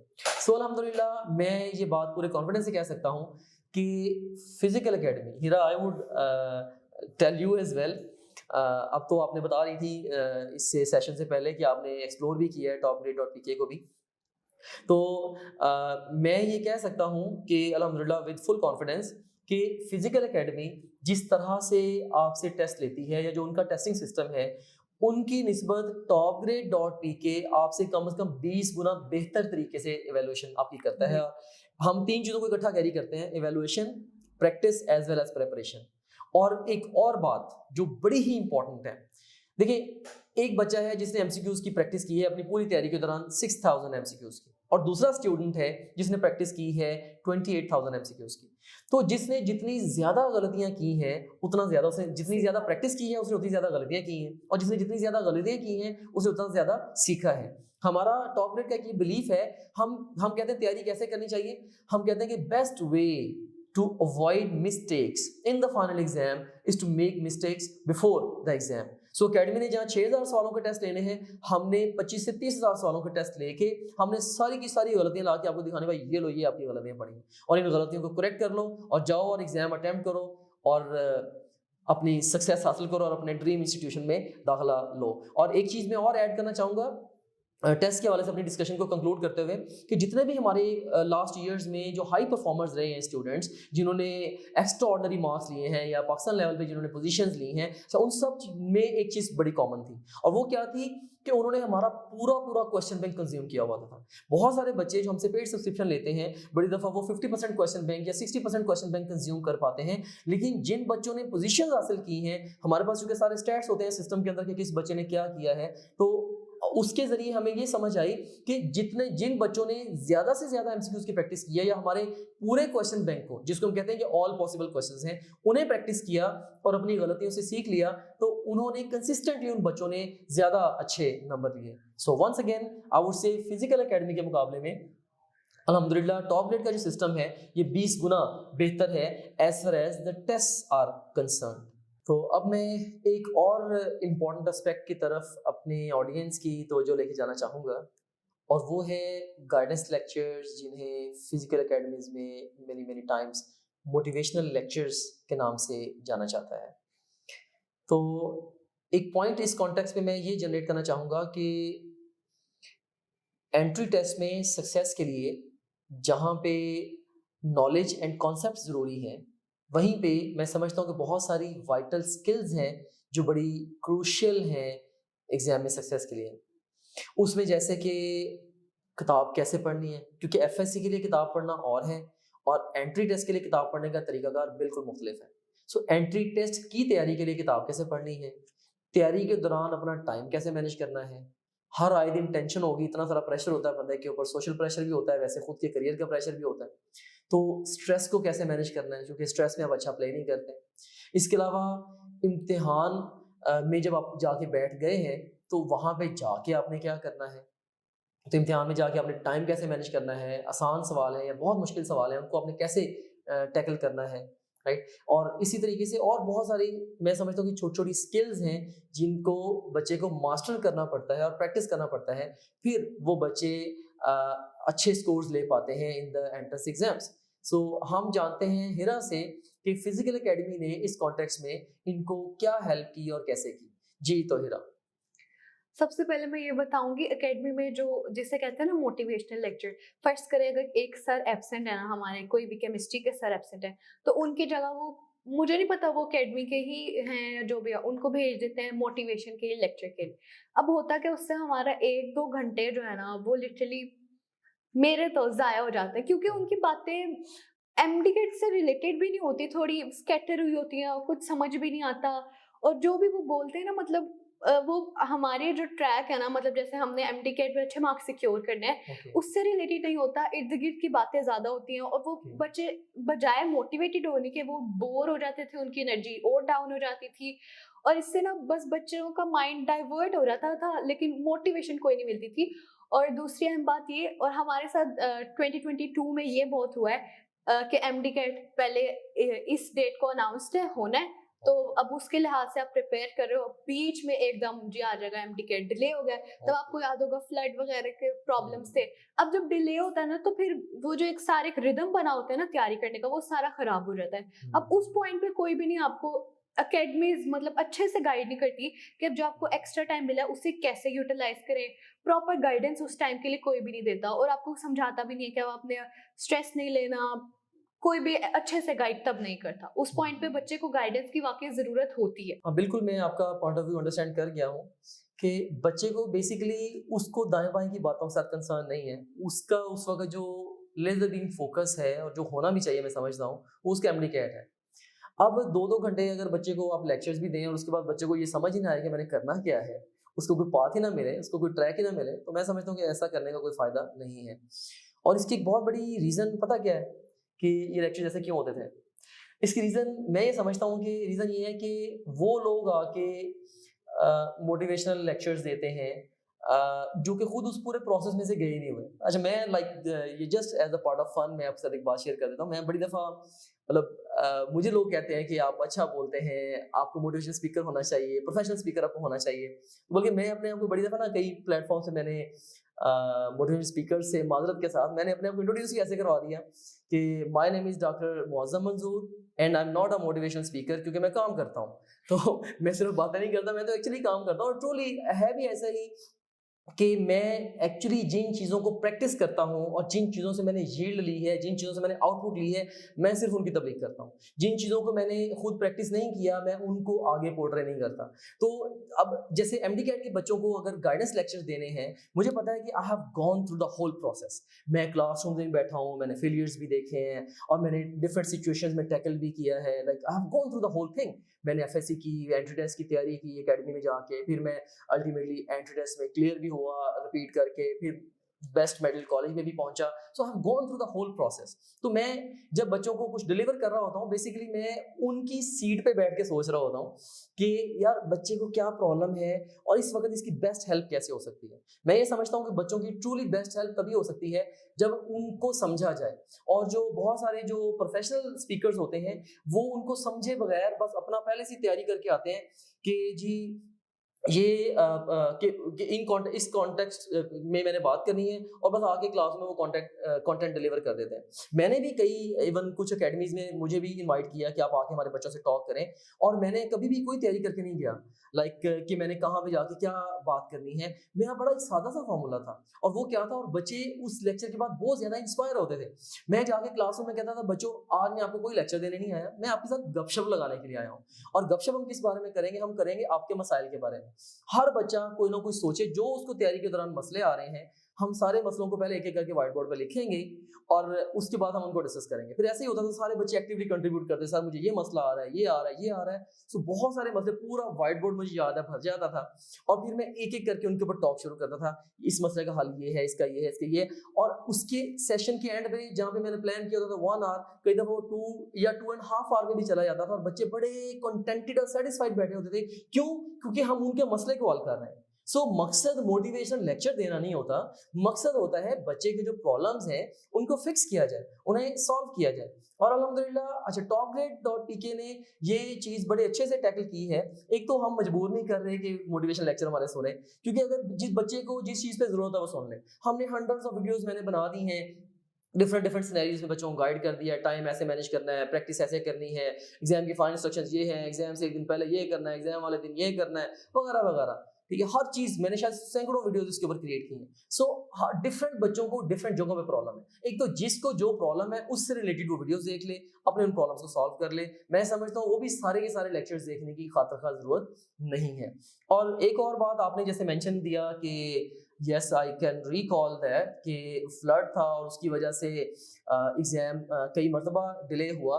बच्चों का पूरा मैं समझ सकता हूँ, अगर मैं बच्चे की जगह बैठ के देखूँ कि बच्चे का पूरा एक रिदम बना हुआ, उसने प्लान किया हुआ, या फलां डेट मेरा एग्जाम होगा, ये प्रेशर वुड बी ओवर, उसने एक अपना मोमेंटम बनाया होता है। जैसे एग्जाम डिले, साथ ही मोमेंटम ब्रेक हो जाता है, बाद में दोबारा वो मोमेंटम रीगेन ही नहीं होता। तो और सबसे वर्स्ट पार्ट ये कि उस वक्त बच्चे को ये कोई बताने वाला नहीं होता कि यार अच्छा अब एग्जाम के लिए 15 दिन और मिल गए हैं, अब इन 15 डेज की बेस्ट यूटिलाइजेशन क्या है। अच्छा, अब मैं बड़ा इस चीज़ को समझता था और मैं इस चीज़ को मैं एम्पथाइज करता था बच्चों के साथ, या बच्चे इस पोजीशन के अंदर हैं। और फिर मैं इसका सोल्यूशन कैसे देता था, मैं कोई ना कोई वेबिनार होल्ड करता था। कुछ मेरे वेबिनार इस कॉन्टेक्स्ट में अभी यूट्यूब पे भी पड़े हुए हैं, आप देख सकते हैं जाके। मैं वेबिनार होल्ड करता था और वेबिनार होल्ड करके मैं बच्चों को क्लियर कट स्ट्रेटजी देता था, बच्चों आपका एग्जाम डिले हो गया है लेकिन आपने डिले नहीं होना, अब ये जो रिमेनिंग डेज हैं इन्हें आप इस तरीके से बेस्ट यूटिलाइज करें। बल्कि इससे भी पहले जब वो ईयर था, जब खैर 4 टाइम्स या 5 टाइम्स सिलेबस चेंज हुआ, वो तो इससे भी पैथेटिक सिनेरियो था, इससे प्रीवियस ईयर की बात मैं कर रहा हूँ। तो मुझे याद है कि एक दफ़ा सिलेबस चेंज हुआ, क्योंकि पहली दफ़ा वो इमरान खान के दौर में कंबाइंड सिलेबस आया था, उसमें हर प्रोविंस कहता था जी मेरा ये कंटेंट नहीं इसके अंदर इंक्लूड कर सकते, मेरी बुक्स में नहीं है। तो वो हर दफ़ा करते 4-5 रिवीजन सिलेबस किया गया। और जब भी सिलेबस चेंज होता था तो अब ऑफ कोर्स एकेडमीज के पास तो कोई सिस्टम नहीं होता कि एकदम से बच्चों को नई चीज़ के ऊपर शिफ्ट कर पाएँ। हम क्या करते थे, हमारा सिस्टम अल्हम्दुलिल्लाह, हमारे सिस्टम का आर्किटेक्ट ऐसे है टॉप ग्रेड का, हम विद इन 3 to 4 आवर्स सारे का सारा कंटेंट ऑप्टिमाइज करते थे, video lectures, notes, question bank, और हम बच्चों को दे देते थे। और हम साथ ही में वेबिनार कर देता था या वीडियो बना देता था कि बच्चों मैंने नए सिलेबस के मुताबिक सारा कंटेंट अपडेट कर दिया है, जाके तैयारी कर लो। सो ये मैं समझता हूँ कि बहुत बड़ी स्ट्रेंथ रही है। और फिर मुझे याद है, मैं हर दफ़ा जब वेबिनार करता, हर दफ़ा सिलेबस चेंज होना, मैंने वेबिनार करना, पूरे मुल्क से बच्चों ने उसके अंदर आ जाना, मुझे सुनना, उनसे मैंने प्रॉब्लम्स डिस्कस भी करने, 2 वे कन्वर्सेशंस भी होती थी। मुझे याद है शायद 4th या 5th टाइम जब मैंने वेबिनार किया ना, तो वेबिनार के एंड पे मैंने बच्चों से कमेंट्स मांगे। तो मैंने कहा कि anyone would like to say anything. तो एक बच्चे ने मुझे कहा कि सर मुझे माइक अलाउ करें। मैंने उसे माइक अलाउ किया, तो उसने ज़ूम मीटिंग में, तो उसने मुझे कहता सर सारी एकेडमियों की बस हो गई है, जो टॉप ग्रेड है कि थकने का नाम ही नहीं ले रहा। तो ये अल्हम्दुलिल्लाह I would take it as a compliment कि उस वक्त अगर 4 या 5 दफ़ा सिलेबस चेंज हुआ, हर दफ़ा सिलेबस भी चेंज हुआ, डिले भी हुआ, हम सिलेबस भी नया दे देते थे और डिले के बावजूद हम फ्री अपने बच्चों के कोर्स को एक्सटेंड भी कर देते थे। मैंने कहा किसी एक भी बच्चे का नुकसान नहीं होना चाहिए सिर्फ इस बिना पे कि उसने हमें फी पे नहीं की, फ्री ऑफ कॉस्ट एक्सटेंड भी कर देते थे। और अल्हम्दुलिल्लाह आखिरी दिन तक टॉप ग्रेड ने और टॉप ग्रेड की पूरी टीम ने, मैं अपनी टीम को यहाँ पे बड़ा अप्रिशिएट करना चाहूँगा, पूरी टीम ने बच्चों का दिल से साथ दिया, क्योंकि हमारी कोर वैल्यूज़ में एक चीज़ शामिल है और वो ये है, अभी आप देख भी रही थी ऑफिस में, मैं आपको उसका डेमो भी दे रहा था। सबसे पहला पॉइंट हमने अपनी कोर वैल्यूज़ में क्या लिखा हुआ है, स्टूडेंट्स फर्स्ट। हम खुद नुकसान बर्दाश्त कर लेते हैं, खुद हम घाटा बर्दाश्त कर लेते हैं, लेकिन स्टूडेंट के एंड पे हम कॉम्प्रोमाइज़ नहीं आने देते। और अल्हम्दुलिल्लाह मुझे इस बात पे फ़ख्र है, कि हम स्टूडेंट्स को सबसे पहले रखते हैं। तो बहरहाल मैं दोबारा मोटिवेशन लेक्चर्स के पॉइंट ऑफ व्यू से बताना चाहूँगा, अगेन थोड़ा सा साइड ट्रैक हो गया था, अपनी डिस्कशन पे वापस आता हूँ कि motivational lectures, of course guidance lectures, आपको जिन सिनेरियोज पे और जिन सिचुएशंस पे गाइडेंस चाहिए वो सारे के सारे रिकॉर्ड करके मैंने ऐप में डाल दिए हैं। और आपको जिन चीज़ों में आप ब्लॉक हैं या जहाँ पे भी आपके मेंटल ब्लॉक्स हैं, बस उन सिलेक्टिव लेक्चर्स को सुन लें। और ये जो लेक्चर्स हैं अल्हम्दुलिल्लाह इन्होंने ऑलरेडी हज़ारों स्टूडेंट्स की ज़िंदगियों को बदला है और ये आपकी ज़िंदगी को बदलने की भी सलाहियत रखते हैं। और क्योंकि इन लेक्चर्स में और जो कन्वेंशनल अकेडमीज़ में जो प्रोफेशनल मोटिवेशनल स्पीकर्स लेक्चर देते हैं, उनमें एक बिग डिफरेंस है और मैं समझता हूँ वो डिफरेंस है सिंसेरिटी का। और मैंने 100% सिंसेरिटी के साथ अपने स्टूडेंट्स के लिए बड़े दिल से रिसर्च करके मैंने कंटेंट डिलीवर किया है। कोई कंटेंट्स मैंने ऐसे डिलीवर किए हैं, मुझे याद है कि करियर के ऊपर मैंने एक वेबिनार करना था प्री मेडिकल के स्टूडेंट्स के साथ भी और फिर प्री इंजीनियरिंग के स्टूडेंट्स के साथ भी। आई स्टिल रिमेंबर मैंने 200 सफ़ों की किताब प्री मेडिकल के करियर्स के ऊपर पढ़ी और प्री इंजीनियरिंग के करियर्स के ऊपर मैंने 200 सफ़ों की किताब पढ़ी।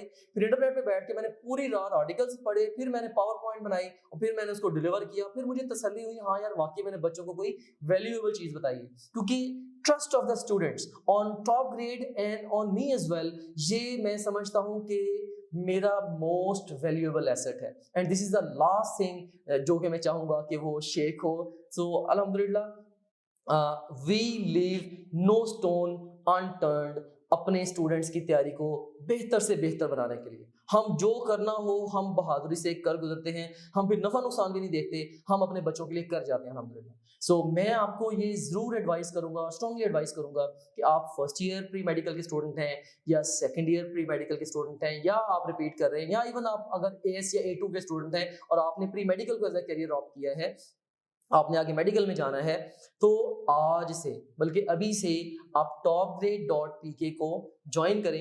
ये स्क्रीन पे नंबर आपके सामने आ रहा है, इस नंबर पे आप राब्ता करें और इस पे आप कॉल या व्हाट्सएप कर सकते हैं topgrade.pk को ज्वाइन करने के लिए और इस अमेजिंग प्लेटफॉर्म का हिस्सा बने, इसमें इवन कंट्रीब्यूट भी करें और इस ये जो हिस्ट्री अल्हम्दुलिल्लाह टॉप ग्रेड रकम कर रहा है, आप भी इस हिस्ट्री का पार्ट बने। जी तो नाजरीन, अब हम अपनी डिस्कशन को कंक्लूड करते हैं और ओरिजिनली हम जिस चीज़ को अंडरस्टैंड करने की कोशिश कर रहे थे वो ये थी कि स्टूडेंट्स का दाखिला क्यों नहीं हो पाता या स्टूडेंट्स एफएससी में एक्स्ट्रा ऑर्डिनरी मार्क्स अच्छे होने के बावजूद एंट्री टेस्ट में अच्छे नंबर क्यों नहीं ले पाते और मेडिकल कॉलेज में अपना एडमिशन क्यों सिक्योर नहीं कर पाते।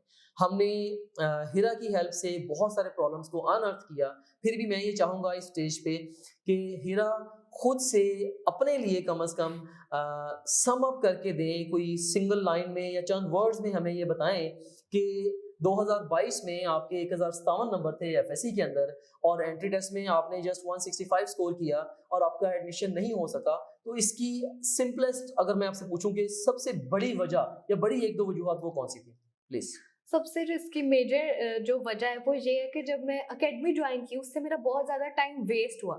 टाइम वेस्ट होने के साथ साथ मुझे जो घर में अपनी खुद से तैयारी करने का, सेल्फ स्टडी करने का टाइम मिलता था वो बस 4 घंटे या ये बहुत कम टाइम मिलता था और मैं उतने अच्छे से तैयारी नहीं कर पाई जो मैंने सेकेंड अटेम्प्ट में की। तो मेजर तो रीज़न यही है कि मुझे ज़्यादा सेल्फ स्टडी का टाइम नहीं मिलता था क्योंकि एकेडमी में मेरा बहुत टाइम, एनर्जी बहुत ज़्यादा वेस्ट हो जाती थी। या it does make lot of sense. आपने बिल्कुल सही, मैं समझता हूँ कि पिन पॉइंट किया है कि सबसे पहली चीज़ एकेडमी के साथ आपकी जो हिट होती है वो है आपकी सेल्फ स्टडी का टाइम। और जब सेल्फ स्टडी के लिए आपको टाइम ही नहीं मिलना, आपको एग्जाम पे फोकस करने का टाइम ही नहीं मिलना, तो आप कैसे सिलेबस कवर करेंगे, कैसे उसके फाइनल एस्पेक्ट्स को कवर करेंगे, कैसे एमसीक्यूज की प्रैक्टिस करेंगे। सो बेतहाशा चीज़ें जो आपके ऑटोमेटिकली मिस हो जाएंगी। सो मैं ये समझता हूँ कि एकेडमी को ज्वाइन ना करना और topgrade.pk जैसे प्लेटफॉर्म को ज्वाइन कर लेना अपने एंट्री टेस्ट की तैयारी के लिए, ये आपकी सक्सेस का बायस बन सकता है। क्योंकि एकेडमी के साथ तैयारी करते हुए जितने भी प्रॉब्लम्स बच्चे पेश करते हैं 100% ना सही, I know from last experience of my last few years in top grade and from the feedback of the students as well कि 90% से ज़्यादा प्रॉब्लम्स को अल्हम्दुलिल्लाह टॉप ग्रेड ने बड़ा सक्सेसफुली सॉल्व कर दिया है।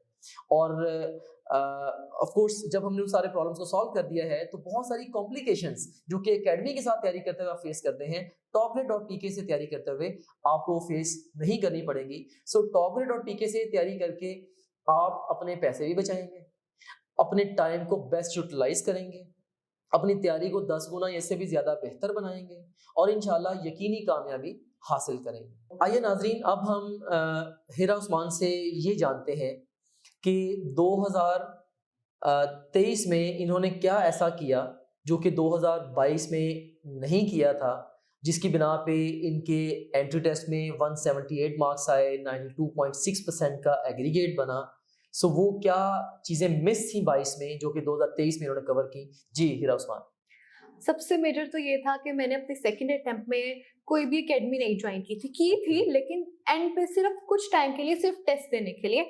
और इसके अलावा मैंने ना सेल्फ स्टडी पे बहुत ज़्यादा टाइम लगाया था। मतलब मुझे जितने अच्छे से मुझे अपनी वीकनेस पता है ना, जहाँ जहाँ से मेरी तैयारी वीक है वो किसी और को नहीं पता, तो मैंने उन पॉइंट्स को अच्छे से कवर किया। मतलब एक दिन में कुछ लास्ट मंथ में मैं एक दिन में 10 घंटे 12 घंटे सेल्फ स्टडी को देती थी और वैल्यूएबल टाइम देती थी। मतलब ऐसे नहीं कि बीच में मैं कुछ और भी डिस्ट्रैक्शंस नहीं थी। और मैंने अपने प्रैक्टिस लेवल को ना, अगर फर्स्ट अटेम्प्ट में यहाँ था ना, तो मैं उसको यहाँ तक लेके गई थी। और मैंने एक दिन में कोई 500-600 एमसीक्यूज में डेली प्रैक्टिस करती थी। और फिर ये नहीं करती थी कि उनकी मिस्टेक्स को इग्नोर कर दिया, उनको मैं अच्छा ऐसे नोट्स पे हल्का हल्का लिखती थी और अपनी मिस्टेक्स से अच्छे से सीखती थी। और जो सेकंड एक बहुत इंपॉर्टेंट बात है कि मैं हर रोज ना FLP एक सॉल्व करती थी। उससे मुझे पता लगता था कि अगर आज मैंने 160 मार्क्स किए हैं तो कल मैंने 170 तक जाना है। इस तरह मतलब एक लेवल ऐसा भी आया था कि मेरे 190 में भी मार्क्स आने लग गए थे। फिर आपको ये होता है कि अगर आपके यहाँ तक आ रहे हैं तो MDCAT में चलो इससे थोड़े कम ज्यादा आपके आ सकते हैं, लेकिन एक कॉन्फिडेंस बिल्डअप हो जाता है डेली FLP सॉल्व करने से। तो वो मेरे लिए ना काफी फायदेमंद हुआ था। अच्छा, बहुत कम स्टूडेंट्स होते हैं Heera, I would like to compliment you, जो कि इवन इतना डिसिप्लिन कैरी कर पाते हैं कि लाइक क्लेवरली आपने पहली दफ़ा जितने भी प्रॉब्लम्स आपको पेश आए आपने उन प्रॉब्लम्स को समझा। अच्छा, 90% स्टूडेंट्स समझ नहीं पाते कि मसला है क्या, मसले हैं कहाँ पे। अच्छा, आपने उन प्रॉब्लम्स को ना सिर्फ समझा, आपने उनको कॉम्प्रीहेंड किया, बल्कि आपने अपनी सेकंड अटेम्प्ट में उन प्रॉब्लम्स को करेक्ट भी किया। और जो गैप आपका फर्स्ट सेशन में रह गया था 2022 में, आपने 2023 में उनको बड़ा राइटली ब्रीच किया। जैसे आपने एकेडमी ज्वाइन नहीं की और आपने सेल्फ स्टडी को अपना फोकस बनाया, आपने ज़्यादा MCQs की प्रैक्टिस की और आपने डेली FLP आपने जैसे बताया कि प्रैक्टिस करते रही हैं। सो ऑफ कोर्स यही होना चाहिए। रिपीटर्स के लिए मैं यहाँ पे एक एडवाइस देना चाहूँगा कि सिर्फ रिपीट करना मकसद नहीं होता। पहली दफ़ा अगर आपसे जो गलतियाँ हो गई हैं उन गलतियों से सीख के उनको करेक्ट करना। अच्छा, ये एग्ज़ाम के बारे में भी और ये लाइफ के बारे में भी। सो अपनी गलतियों को सीख के उन्हें करेक्ट करना। और क्योंकि जब क्योंकि इंसान को ना जीत नहीं सिखाती, इंसान को हार सिखाती है। जब हम जीत जाते हैं फिर तो हम जीत जाते हैं, जब हम हार जाते हैं then we look back, we see हमने क्या सही किया क्या गलत किया, फिर हम अपनी हार से सीखते हैं और that's when we really grow as a person, I would say. Baral, Hira, I would like to congratulate you for your amazing success and I wish you luck for all the future endeavors. अल्लाह करे कि आप अपने dream medical college में पहुँचें और वहाँ जाके भी आप अपनी क्लास की सबसे बेस्ट और मोस्ट प्रोमिनेंट और मोस्ट रिमार्केबल स्टूडेंट बने। और इवन अपनी प्रैक्टिकल लाइफ में आई विश फॉर यू कि आपका इम्पैक्ट ग्लोबल लेवल पे हो, आप बहुत बड़े लेवल पे आप हमारी कम्युनिटी को सर्व करें, इंटरनेशनल कम्युनिटी को सर्व करें as a great doctor. And I would like to say thanks to you कि आपने हेल्प की स्टूडेंट्स के प्रॉब्लम्स को अनअर्थ करने में और मुझे ये बात स्टूडेंट्स को समझाने में कि बेसिकली जो प्रॉब्लम्स हैं वो है क्या। बेसिकली जिस टॉपिक को आज हमने छेड़ा है इस टॉपिक पे कोई खातर खा बात ही नहीं करता, क्योंकि मेनली एकेडमीज का इस पूरे इकोसिस्टम के ऊपर उस तरह से होल्ड है। और ऑफ कोर्स स्टेटस को के अगेंस्ट जाना ये हर एक के बस की बात नहीं होती। अल्हम्दुलिल्लाह अल्लाह ताला ने टॉप ग्रेड की शक्ल में मुझे ये एजाज़ दिया है कि मैं एडटेक सेक्टर में काम कर पाया हूँ। और आपका बहुत शुक्रिया वंस अगेन कि आपने स्टूडेंट्स के जो जेन्युइन प्रॉब्लम्स थे उन्हें अनअर्थ करने में हेल्प की और उनके सलूशन उन तक पहुँचाने में टॉप ग्रेड की रिमार्केबल हेल्प की। Once again thank you very much. And आपसे मैं कुछ कहना चाहूँगा एंड पे, best people in the world, best people in the world live in now, and now is the time to change yourself. अपने आप को एज अ स्टूडेंट चेंज करें, अपने माइंडसेट को चेंज करें, जो जदीद दौर के मुताबिक अपने एजुकेशनल ट्रेंड्स को बनाएं, अपनी गलतियों से सीखें, अपने एक्सपीरियंसेस से सीखें। जहाँ पे आपको गैप लगता है वहाँ पे आप खुद से जाके अपने मेंटर्स से हेल्प सीख करें। एंट्री टेस्ट की तैयारी को लेके आप फिजिकल एकेडमी की जान छोड़ दें, सिर्फ और सिर्फ ऑनलाइन पढ़ें और ख़ुद से सीरियस होके पढ़ें और अभी से पढ़ें, तो इंशाल्लाह आपके कंपेटिटर या फेलो स्टूडेंट्स की तैयारी शुरू होने से भी पहले आपकी अपनी तैयारी मुकम्मल हो जाएगी। और कमेंट सेक्शन में आज का ये इंटरव्यू हिरा उस्मान के साथ आपको कैसा लगा, इससे आपने क्या सीखा ज़रूर बताइएगा, और क्या इसमें मिसिंग था जिसके ऊपर हम बात नहीं कर पाए वो भी बताइएगा, ताकि फ्यूचर में उस कॉन्टेक्स्ट में भी किसी न किसी वे में मैं कंटेंट आप तक पहुंचाऊं। May you shine like a star in the galaxy of name and fame. I wish you luck for all the future endeavors. Stay blessed. Allah Hafiz. You can also download Top Grade app from Google Play Store or App Store. Visit topgrade.pk. For more information, contact 0304 111 5060.